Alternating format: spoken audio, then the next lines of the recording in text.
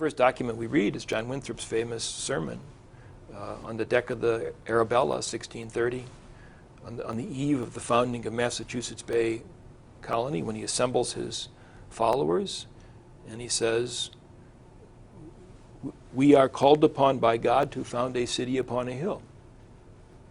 That this little teeny colony that they're about to found, he argues, is in fact an enterprise of world historical significance.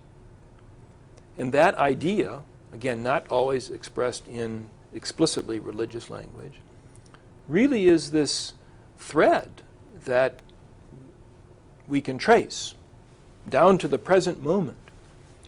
But I have been guided by the standard John Winthrop set before his shipmates on the flagship Arabella 331 years ago, as they too faced the task of building a new government on a perilous frontier.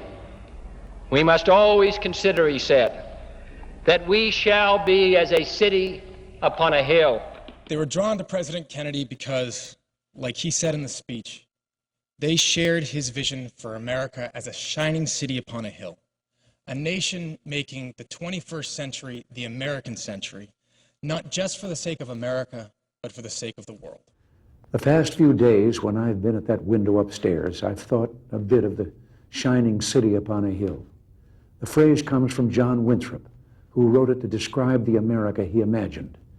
What he imagined was important because he was an early pilgrim, an early freedom man. He journeyed here on what today we'd call a little wooden boat. And like the other pilgrims, he was looking for a home that would be free. In many ways, we are a shining city on a hill. But the hard truth is that not everyone is sharing in this city's splendor and glory. A shining city is perhaps all the president sees from the portico of the White House and the veranda of his ranch, where everyone seems to be doing well. But there's another city. There's another part to the shining city. The part where some people can't pay their mortgages, and most young people can't afford one. Where students can't afford the education they need, and middle-class parents watch the dreams they hold for their children evaporate. The best of America can be found in places where patriots are brave enough and free enough to be able to stand up and speak up, and where small businesses grow our economy one job at a time. And folks like Reagan, we know that America is still that shining city on a hill. I do believe that God shed his grace on thee.